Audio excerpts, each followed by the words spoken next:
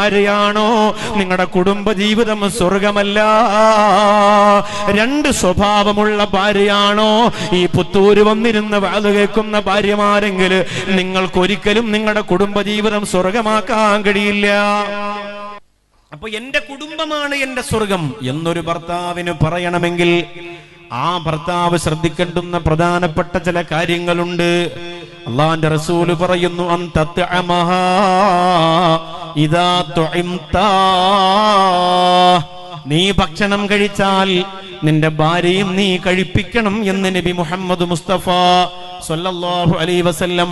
നീ ഭക്ഷണം കഴിച്ചാൽ നിന്റെ ഭാര്യയും നീ കഴിപ്പിക്കണം എന്നാണ് അള്ളാഹുവിന്റെ റസൂല് പഠിപ്പിച്ചത്. അള്ളാഹുവേ പടച്ചവനെ, ഞാൻ ഇങ്ങനെ ചിന്തിക്കലുണ്ട്. 5 ദിവസത്തെ പ്രസംഗത്തിന് വേണ്ടി വീട്ടിൽ നിന്ന് ഇറങ്ങുമ്പോ, 10 ദിവസത്തെ പ്രസംഗത്തിന് വേണ്ടി വീട്ടിൽ നിന്ന് ഇറങ്ങുമ്പോ ഭാര്യയോട് സംസാരിച്ചിട്ട് ആവശ്യമായ സാധനങ്ങളെല്ലാം വാങ്ങി അടുക്കളയിൽ ശേഖരിച്ച് ഇനി വാങ്ങാനുള്ളതിന്റെ കാശ് കൊടുത്ത്, മീനാണെങ്കിൽ അത്, ഇറച്ചിയാണെങ്കിൽ അതൊക്കെ ചോദിച്ച് മനസ്സിലാക്കി ചെയ്തിട്ടാണ് വീട്ടിൽ നിന്ന് ഇറങ്ങുക. അങ്ങനെ ചെയ്യാതെ ഇറങ്ങിയാൽ മനസ്സിന് സമാധാനം കിട്ടൂല. എന്തുകൊണ്ടാണ്? അവൾ നമ്മുടെ ഭാര്യയല്ലേ, അവര് നമ്മുടെ മക്കളല്ലേ, ഒരുമിച്ച് നമ്മുടെ സന്തോഷത്തോടെ കഴിയേണ്ടവരല്ലേ. നീ മാത്രം പ്രസംഗത്തിന് ഇങ്ങനെ പോകുമ്പോൾ എത്ര രുചികരമായ ഭക്ഷണമാണ് കിട്ടുന്നത്. അല്ലാഹുവേ, ഇന്ന് ഇവിടത്തെ പുത്തൂരുകാര് വിശ്രമിക്കാൻ സൗകര്യം ഒരുക്കി തന്ന ഹസൈനാർ സാഹിബിന്റെ വീട്, കണ്ണു തുറന്നാൽ ജ്യൂസും ഭക്ഷണമാണ്. അതുകൊണ്ട് ഞാൻ കണ്ണ് തുറക്കാതെ പുതപ്പ് മൂടിയാണ് കിടക്കുക. ഞാൻ മംഗലാപുരത്ത് വന്നിട്ട് എനിക്ക് ആദ്യത്തെ അനുഭവമാണ്. കണ്ണ് തുറന്ന് ഡോറ് തുറന്ന് പുറത്തിറങ്ങോ, ഇവിടെ ഹസൈനാറുണ്ടോ, അവിടെ ഡോറ് തുറന്ന് പുറത്തിറങ്ങോ, ജ്യൂസും ഭക്ഷണമാണ്. അകത്തിരുന്ന ഒരു ശല്യമില്ല, പുറത്തിറങ്ങിയ ഫുഡാണ്, ഒരു രക്ഷയില്ല. മൂത്രമൊഴിക്കാൻ ഇറങ്ങിയാലും ജ്യൂസ് കുടിക്കണം. ഫോൺ കോൾ വന്ന് റേഞ്ച് കുറവ് റൂമിന്റെ അകത്ത് കറക്റ്റ് ചെയ്യാൻ വേണ്ടി പുറത്തിറങ്ങിയാലും ഫ്രൂട്ട്സ് കഴിക്കണം. എന്തിന് പുറത്തിറങ്ങിയാലും മേശപ്പുറത്ത് ആഹാരമാണ്. പുറത്തിറങ്ങിയാൽ കഴിച്ചിട്ടേ പോകാവൂ. ഇവിടെ വന്നതിന് ശേഷം തൻസീർ കുറച്ചൊന്ന് നല്ല ഉഷാറായിട്ടുണ്ട്. നല്ല മെലിഞ്ഞ്, പിന്നെ ഡ്രൈവറാണ്, മെലിഞ്ഞ് ഉണങ്ങിയിരുന്നവനാണ്. ഇപ്പൊ 2 ദിവസം കൊണ്ട് നല്ല ഉഷാറായി. അവൻ പറയണേ, നാളെ ഇപ്പൊ എയർപോർട്ടിൽ പോകുമ്പോൾ ഹസൈനാർ സാഹിബിന്റെ വീട്ടിൽ തന്നെ കിടന്ന് അവിടെ നിന്ന് നാസ്തയും കഴിച്ചിട്ട് എയർപോർട്ടിൽ പോലായിരിക്കും സൗകര്യം എന്നാണ് പറയുന്നത്. അതാണ് കുറച്ചുകൂടെ റാഹത്ത് ഉസ്താദ്. ഞാൻ പറഞ്ഞു, എന്താ നീ അങ്ങനെ പറയണേ, സാധാരണ വേഗം പോകണമെന്നല്ലേ പറയാം. അല്ല, ഇവിടെയാണ് സുഖം, അതാ സന്തോഷം. അപ്പൊ അതാണ്. അപ്പൊ നമ്മളിവിടെ വരുമ്പോ രുചികരമായ ഭക്ഷണങ്ങൾ, എന്തെല്ലാം ഭക്ഷണങ്ങളാണ് കിട്ടുക. അപ്പൊ അതൊക്കെ നമുക്ക് വിളിച്ച് ഭാര്യയോട് പറഞ്ഞിട്ട്, ഞാനിന്ന് പൈനാപ്പിൾ ജ്യൂസ് കുടിച്ചു, ഞാനിന്ന് മുസംബി ജ്യൂസ് കുടിച്ചു, ഞാനിന്ന് റംബുട്ടാൻ കഴിച്ചു, ഞാനിന്ന് മാതളം കഴിച്ചു, ഞാനിന്ന് മാംഗോസ്ട്രീ കഴിച്ചു എന്നൊക്കെ പറയുമ്പോ അവിടെ സുബ്ഹാനല്ലാഹ് ഉണക്കമീനും അതുപോലെ കഞ്ഞിയൊക്കെ ആയിരിക്കും. അപ്പൊ മനസ്സിലൊരു സങ്കടം ഉണ്ടാവൂലേ. അതുകൊണ്ട് നമ്മൾ തിരിച്ചു പോകുമ്പോ അവർക്കും ഇതുപോലെ എന്തെങ്കിലും വാങ്ങിക്കൊണ്ടു പോകണം. ഹസൈനാർ സാഹിബ് പാക്ക് ചെയ്ത് തരും എന്ന് ഞാൻ പ്രതീക്ഷിക്കുന്നു. അള്ളാഹു തൗഫീഖ് കൊടുക്കട്ടെ. അല്ലാതെ ഇപ്പൊ എന്റെ കുടുംബജീവിതം ഇല്ലാതാക്കാൻ പറ്റുമോ? അദ്ദേഹം എനിക്ക് തന്ന ഫ്രൂട്ട്സ് ഒക്കെ പാക്ക് ചെയ്ത് നാളെ പെട്ടി ലഗേജ് ആക്കി തന്നെങ്കിലേ പറ്റൂ, ഇല്ലെങ്കിൽ എനിക്ക് ജീവിക്കണ്ടേ. ഞാൻ ഇതൊക്കെ കഴിച്ചിട്ട് അവിടെ ചെന്നിട്ട് അവളോട് എന്ത് പറയാനാ? ഇൻഷാ അല്ലാഹ്. അപ്പോ തമാശക്ക് പറഞ്ഞാണ്, നാളെ ഇനി പെട്ടി ഒരുക്കിക്കൊണ്ട് വരണമെന്ന് അള്ളാഹ്ക്കറിയാം. ഇവിടെ ഉള്ളവരോട് അങ്ങനെ ചില കാര്യം പറയാൻ പറ്റൂല. ചൂടുവെള്ളം വേണോ, തണുത്ത വെള്ളം വേണോ, അത് വെള്ളം വേണോ, ഇത് വെള്ളം വേണോ എന്ന് പറഞ്ഞിട്ട് ഇങ്ങനെ തലയെ കൂടെ ഒഴിക്കുകയാണ്.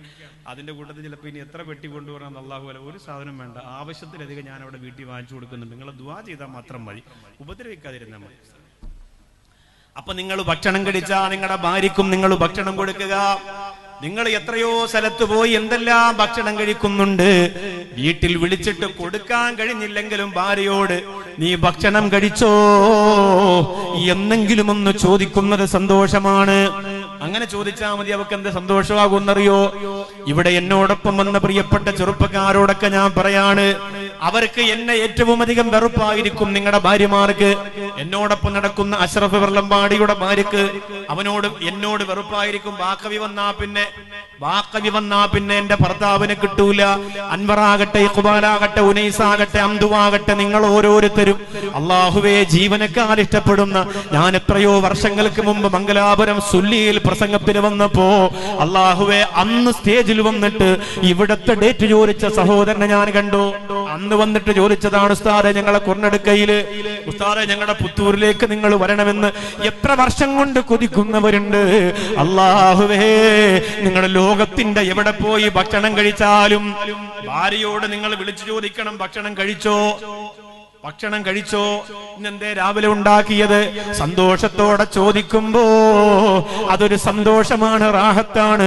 അള്ളാഹുവിന്റെ റസൂൽ നബി മുഹമ്മദ് മുസ്തഫ സ്വല്ലല്ലാഹു അലൈഹി വസല്ലമ തങ്ങൾക്ക് ആരെങ്കിലും എന്തെങ്കിലും രുചികരമായ ഭക്ഷണം ഹദിയായി കൊടുത്താൽ ആരംഭ റസൂൽ അതിങ്ങനെ മറച്ചു വെക്കുമായിരുന്നു. നബിയേ, അതെന്തിനാണ് മാറ്റിവെക്കുന്നത് റസൂലേ? അള്ളാഹുവിന്റെ റസൂൽ പറയുന്നു, ഇതെന്റെ ഖദീജക്ക് കൊടുക്കാനാണ്, എന്റെ ഖദീജക്ക് കൊടുക്കാനാണ്, എന്റെ ഖദീജക്ക് കൊടുക്കാനാണ്.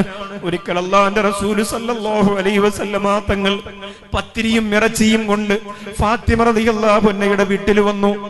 ഫാത്തിമ റളിയല്ലാഹു അൻഹയോട് പറഞ്ഞു, മോളെ, എനിക്കൊരാള് തന്ന ഭക്ഷണമാണ്, എന്റെ പൊന്നുമോളെ നീ ഇത് കഴിക്കണമെന്ന് പറയുമ്പോൾ മഹദിയായ ഫാത്തിമ റളിയല്ലാഹു അൻഹ പറഞ്ഞു, അള്ളാഹുവിന്റെ റസൂലേ, 4 ദിവസമായിട്ട് ഈ ഫാത്തിമ ഒന്നും കഴിച്ചിട്ടില്ല നബിയേ. അള്ളാഹുവിന്റെ ഹബീബേ, അവിടെ നിന്ന് കൊണ്ടുവന്ന ഭക്ഷണം 4 ദിവസത്തിന് ശേഷം ഞാൻ കഴിക്കുന്ന ആദ്യത്തെ ഭക്ഷണമാണെന്ന് ഫാത്തിമ റളിയല്ലാഹു അൻഹ പറഞ്ഞു കൊടുത്തെങ്കിലല്ലോ കുടുംബത്തെ വല്ലാതെ സ്നേഹിക്കുന്നവര് ആ മുത്തുനബിയല്ലേ നമ്മുടെ മാതൃക. പിന്നെ നിങ്ങൾ രുചികരമായ ഭക്ഷണം കഴിച്ചിട്ട് ഭാര്യയെ പട്ടിണിക്കിടല്ലേ, ഭാര്യയോട് കുശലം ചോദിക്കാതിരിക്കല്ലേ. നീ ഭക്ഷണം കഴിച്ചോ, നീ വെള്ളം കുടിച്ചോ എന്ന് ചോദിക്കണം. രണ്ടാമത് അല്ലാഹുവിന്റെ റസൂൽ നബി മുഹമ്മദ് മുസ്തഫ സ്വല്ലല്ലാഹു അലൈഹി വസല്ലമ തങ്ങൾ പറയുന്നു, തക്സുഹാ ഇദക്തസൈതാ, നീ വസ്ത്രം ധരിച്ചാൽ ഭാര്യക്കും വസ്ത്രം ധരിപ്പിച്ചു കൊടുക്കണം എന്ന് പറഞ്ഞാൽ ഭാര്യക്ക് വസ്ത്രം വാങ്ങിക്കൊടുക്കണം.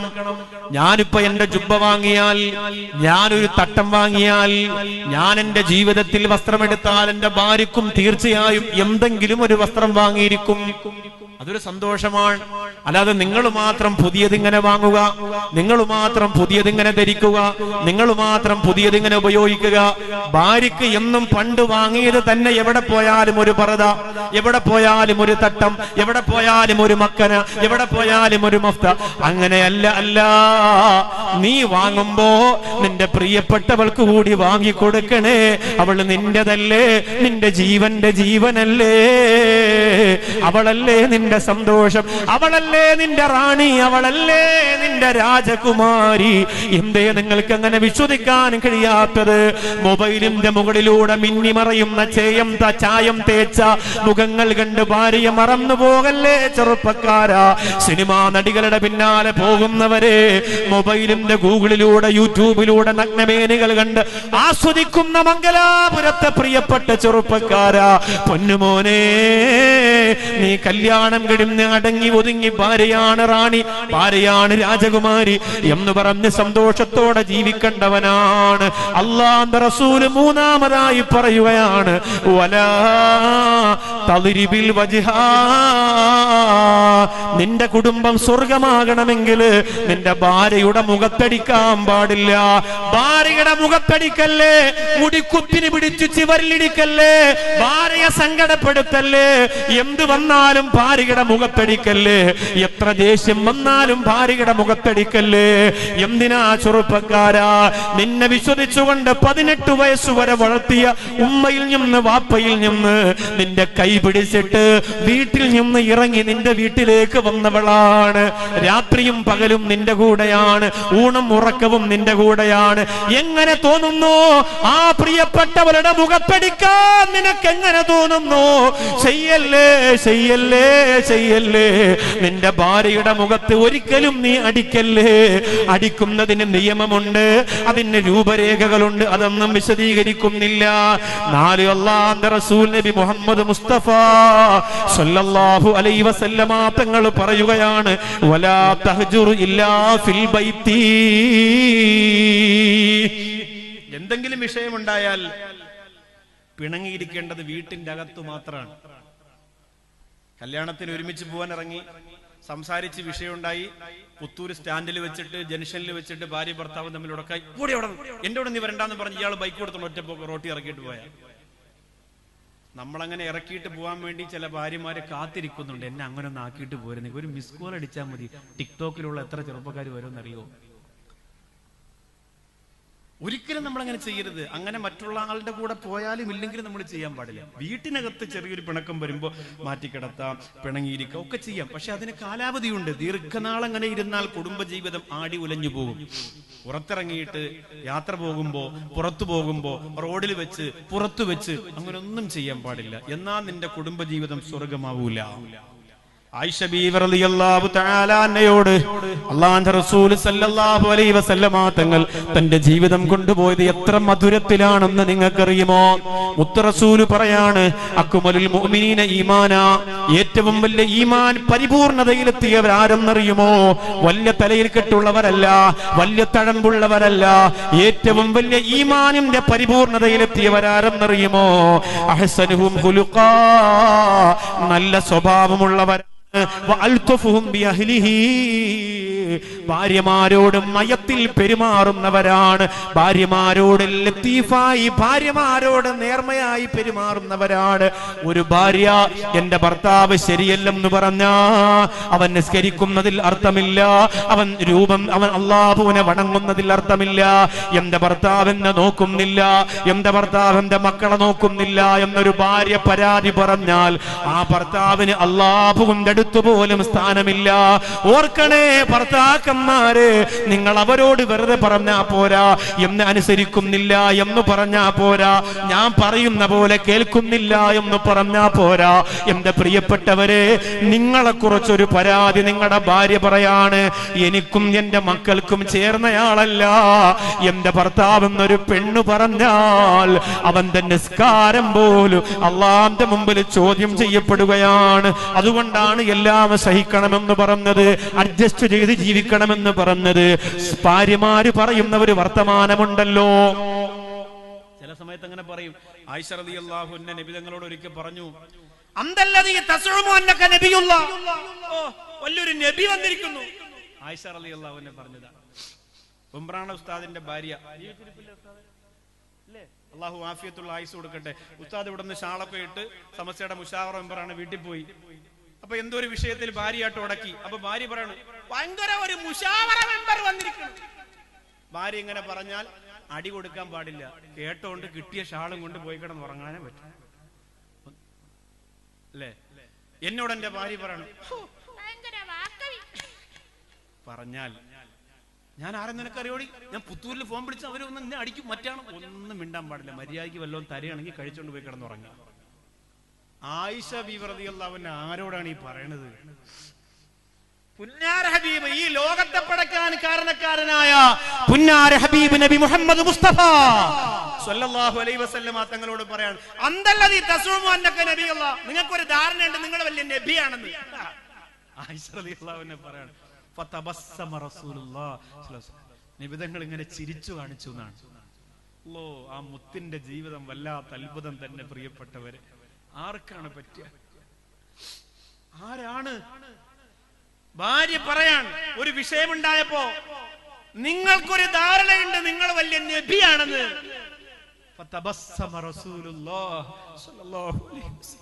ഞങ്ങളുടെ മുത്തിനല്ലേ അങ്ങനെ കഴിയൂ? നിങ്ങൾ വലിയ ഒരാളാണെങ്കിൽ നിങ്ങളെ ഭാര്യ അങ്ങനെ കളിയാക്കി നിങ്ങൾക്ക് സഹിക്കാൻ പറ്റുമോ? നിങ്ങൾ രാജ്യത്തിന്റെ മന്ത്രിയാണ്, വീട്ടിൽ വരുമ്പോ ഭാര്യ നിങ്ങൾ വലിയ മന്ത്രിയാണെന്ന് പറഞ്ഞാണ്ടോ അപ്പോഴും തന്നെ തോക്കെടുത്തിട്ട് വെടിവെച്ച് കൊല്ലൂലേ? സഹിക്കാൻ പറ്റും, അല്ലെങ്കിൽ ഒഴിവാക്കൂലേ? ഇല്ലെങ്കിൽ അവൾക്ക് പണിഷ്മെന്റ് ആയി അവളെ മുമ്പിൽ അന്യ സ്ത്രീകളെ കൊണ്ടുവന്ന് അവരുടെ കൂടെ കിടക്കൂലേ? അതല്ലേ ഇന്നത്തെ അന്തരീക്ഷം. അള്ളാഹുവിന്റെ റസൂൽ പുഞ്ചിരി തൂകി.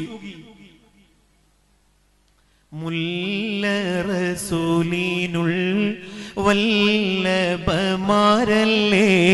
കുല്ലും ഈ മാലയിൽ ഞാൻ ചൊല്ലുന്നതാണല്ലേ.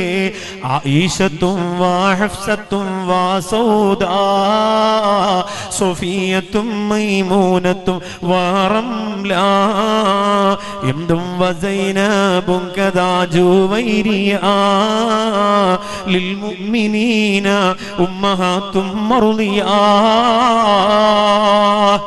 ഈ ഭാര്യമാരോടത്ത് അള്ളാന്റെ റസൂൽ നബി മുഹമ്മദ് മുസ്തഫ സല്ലല്ലാഹു അലൈഹി വസല്ലം തങ്ങൾ ജീവിച്ചത് എത്ര രസമായിട്ടാണ്. ഇവിടെ നല്ല പോലീസുകാരുണ്ടാവും, കള്ളനെയൊക്കെ പിടിച്ച് സ്റ്റേഷനിൽ കൊണ്ട് രണ്ട് ഇടിയൊക്കെ ഇടിക്കും. അയാൾ മുസ്ലിമായ പോലീസുകാരനാണെങ്കിൽ ഇപ്പോ മംഗലാപുരത്ത് ഒരു പോലീസുകാരനെ അൻവർ പരിചയപ്പെടുത്തി തന്നു. അബ്ബാസ് ഹാജി എന്നാണ് അദ്ദേഹത്തിന്. അദ്ദേഹം SI ആയിരുന്നു. അദ്ദേഹത്തിന് എന്റെ പ്രഭാഷണം വലിയ ഇഷ്ടമാണ്. മംഗലാപുരത്ത് എവിടെ അതിന് വന്നാലും അദ്ദേഹം വരലുണ്ട്. അള്ളാഹു അദ്ദേഹത്തിന് ദീർഘായുസ്സും ആഫിയത്തും കൊടുത്ത് അള്ളാഹു അനുഗ്രഹിക്കുമാറാകട്ടെ. ഒരുപാട് പോലീസ് ഉദ്യോഗസ്ഥരുണ്ട്. അപ്പോ അങ്ങനെ വീട്ടിൽ ചെല്ലുമ്പോ ഭാര്യ പറയും, നിങ്ങൾ പോലീസ് ആണെങ്കിൽ ഉണ്ടല്ലോ അത് സ്റ്റേഷനിൽ മതി എന്ന് പറഞ്ഞാൽ സ്റ്റേഷനിൽ മതി. അവിടെ ലാത്തി അങ്ങോട്ട് വെക്കുക, തൊപ്പി അങ്ങോട്ട് ഊരുക, അടങ്ങി ഒതുങ്ങി അവിടെ ഇരിക്കുക. അവിടെ ഒരു പരിപാടി നടക്കൂല, നടത്താൻ പാടില്ല. അവിടെ നമ്മൾ ഒതുങ്ങി കൊടുക്കണം എന്ന് നബിയുനാ മുഹമ്മദ് മുസ്തഫ സല്ലല്ലാഹു അലൈഹി വസല്ലം. ലോകത്തെ കിടുകിടാവിറപ്പിച്ച ഉമർ ബിൻ ഖത്താബ് റളിയല്ലാഹു അൻഹു എങ്ങനെയാണ് ഭാര്യയോടൊപ്പം നീ ജീവിക്കണമെന്ന് പറഞ്ഞിരുന്നത് നിങ്ങൾക്കറിയോ? ഉമർ റളിയല്ലാഹു അൻഹു പറഞ്ഞ അംഗീകരിക്കൂലേ? മുത്തറസൂലിനെ മാറ്റിവെക്ക്. ഉമർ റളിയല്ലാഹു അൻഹു ആരാ? കിടുകിടാവിറച്ചു പോയി, ലോകത്ത് കിടുകിടാവിറച്ചു പോയി. ഉമറിന്റെ പേര് കേൾക്കുമ്പോ മക്ക കിടുകിടാവിറച്ചു പോയി. ആ ഉമർ ബിൻ ഖത്താബ് റളിയല്ലാഹു അൻഹു എന്താ പറഞ്ഞത്? ഭാര്യയോടൊപ്പം ഇങ്ങനെ ജീവിക്കണമെന്ന് പറഞ്ഞു. ഭയങ്കര രസമുള്ള വാക്കാണ്. ഉമർ റളിയല്ലാഹു അൻഹു മക്കത്തെ ജബലുകൾ കിടുകിടുത്ത് ശക്തനാം ഉമറിന്റെ വരവിനൊത്ത് അക്കൊത്ത മുഹമ്മദ് ശിരസെടുത്ത് ഇക്കയിൽ കൊണ്ടുവരുമെന്നുറപ്പിച്ച് ഉടവാളൂരിയെടുത്ത് ഉമറത കുതിര പുറത്ത് ഉശിരത കാണിച്ചിട്ട്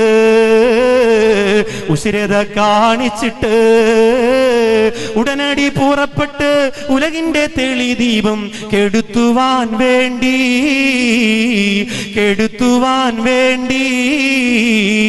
മക്കത്തെ ജബലുകൾ കിടുകിടുത്ത് ശക്തരാം ഉമറിന്റെ വരവിനൊത്ത് അക്കൊത്ത മുഹമ്മദിൻ ശിരസെടുത്ത് ഇക്കയിൽ കൊണ്ടുവരുമെന്നുറപ്പിച്ച് ഉടവാളൂരിയെടുത്ത് ഉമറത കുതിര പുറത്ത് ഉശിരത കാണിച്ചിട്ട് ഉടനടി പുറപ്പെട്ട് ഉലകിന്റെ തെളി ദീപം കെടുത്തുവാൻ വേണ്ടി